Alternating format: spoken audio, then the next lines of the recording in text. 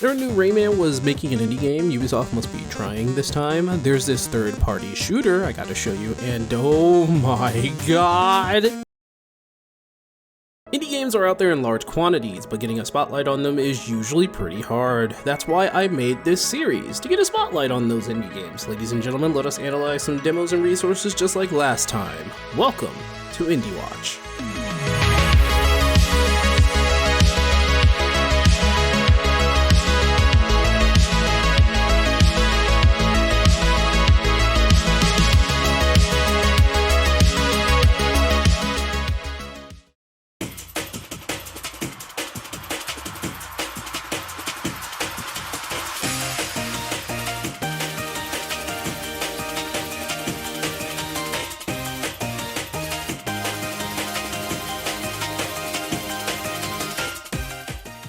A new partially limbless hero has emerged from the world of indie Rad Venture. A lizard-looking, smirky, stuck in the mid-2000s fashion guy with no arms to speak of. Well, aside from the jokes about his wear, Rad Venture seems to be the spiritual successor to the likes of Rayman, the 3D games that is. The demo is pretty darn good for what it has, though the invisible walls forcing you into the tutorial threw me off a bit.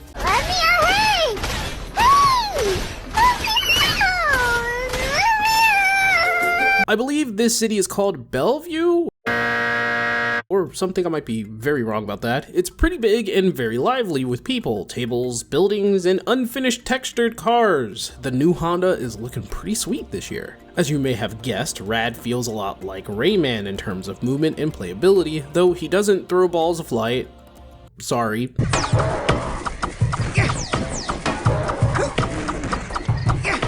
His hands are like Rayman's, but it's not the same. Plus, he runs a bit like Sonic from Sonic Adventure. In the demo, there are actually power-ups for Rad to use, one being the grab, which allows you to grasp certain objects and enemies and bounce off of them. The other ability I found was a double jump, a staple in 3D platformers. Though the way it cuts its momentum is kind of sad. There is momentum in the game, a lot of jumping and helicopter gliding. Helicopter, helicopter!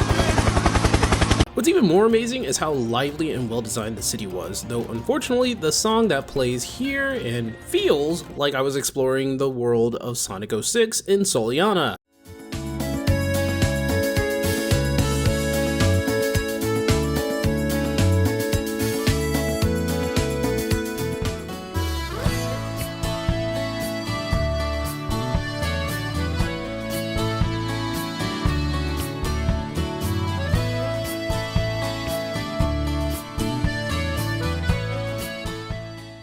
I don't want to be reminded of that, but somehow it felt that way. Don't worry, the demo is not Sonic 06, I can guarantee that. But then again, he can sprint like in the Sonic 3D game, so that just doesn't help with the visuals here. The game also goes off the 3D Mario rules, or the collect-a-thon scenario. Find things that open more accesses to other places. Seems like a lot of games are doing that nowadays, because Ruffy in the Riverside does that with their stars. What I explored was pretty huge for a demo, starting at a port, then exploring the roofs, Spangonia style, and then there was this beach where you meet your first enemies. Honestly, they go out like smoke, they don't even break apart. But if you collect enough of these, wow, they're actually called MacGuffins.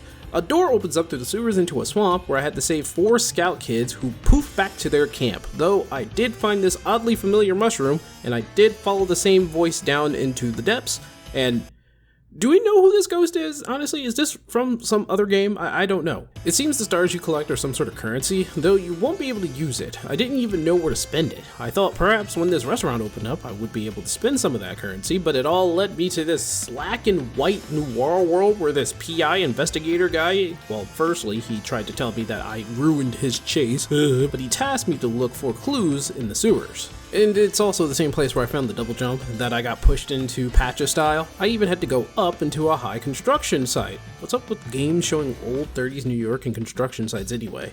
Oh, the Noir World was a fun little place where my platforming skills were put to the test, and I'm glad to say that the gameplay is so flexible that I'm pretty sure I broke some sequences here and there. Though not something always needed in 3D platformers, finding shortcuts and sequence breaking is always a fun thing to discover when trying to get to your goal. Rad Venture is a fun romp, mixing Rayman, Super Mario 3D games, some of Sonic 3D games, probably not the best ones, making a fun game hopefully something I can look forward to. Though they are making the game, it seems unfortunate that their GoFundMe ended in failure, at least their first one. People do want this game, so I'd say if there is a way to support Knick-Knack Games in any way, please let me know, please share. I'll leave their links in the description.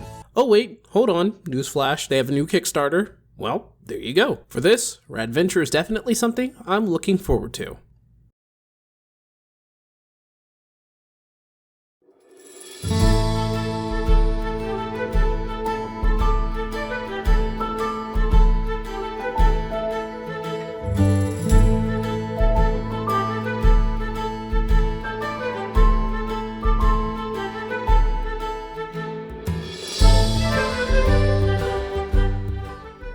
Brew is a game I was sure was already made in some other universe somewhere, but no, I think this is my first time seeing something like this. This is actually a third-person roguelike, believe it or not. Yep, you play as a little mouse who apparently has failed the test once before. They study at an academy where they are thrown into a tower, well, all the students are thrown into a mysterious tower where they are tested on their alchemic and combat skills. Your goal is to reach the top of the tower, though you'll need to pass the classes first. Yes, each floor is a class and you are indeed being graded.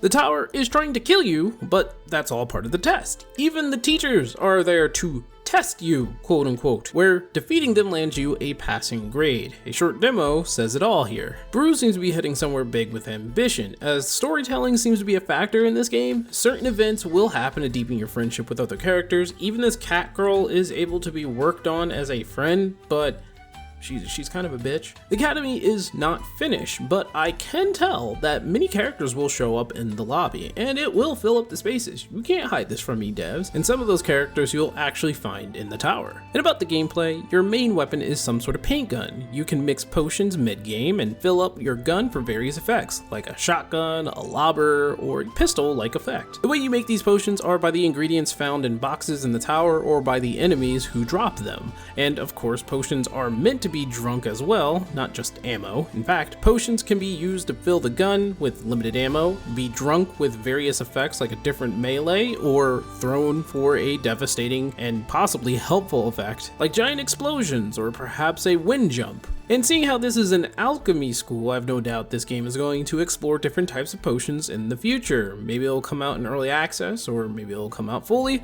I think this is another keeper, folks, because I am looking forward to it.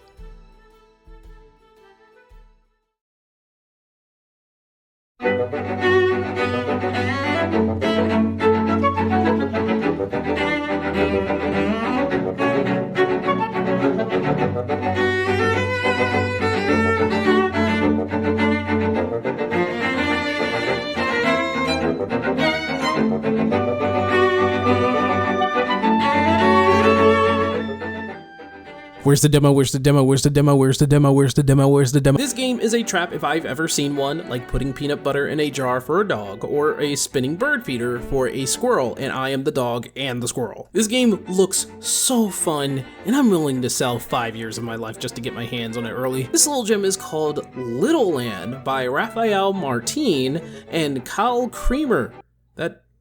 That's a very unfortunate last name. And of course, it's published by Apogee Games. Man, these guys are everywhere. Littleland looks like a mix of Harvest Moon, Animal Crossing, and the top-down Legend of Zelda series, like, you know, the most recent one actually starring Zelda, Echoes of Wisdom. And from what I can see, the game needs a demo, like, real bad.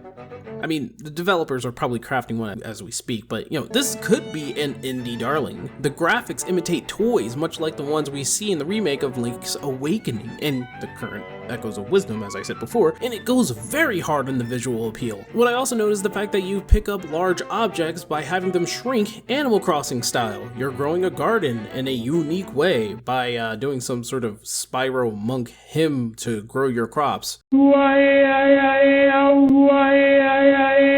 Some of you are probably too young to know what that is. What's fun is that every time they pull out a fishing rod, they're fishing for bugs in bushes and not fish in a pond or a lake. Who knew that was possible? Well, they did. What I'm really excited for is the adventure aspect in all of this. Maybe it'll be a large part of the game, maybe it won't, but from what they show, you explore a large land separated via a map by location, so kind of like Super Mario RPG, and you explore different parts of this land almost to the style of Zelda. You explore the overworld, of course, but caves are a thing too. Makes me wonder what else you'll explore. Probably like haunted houses and oh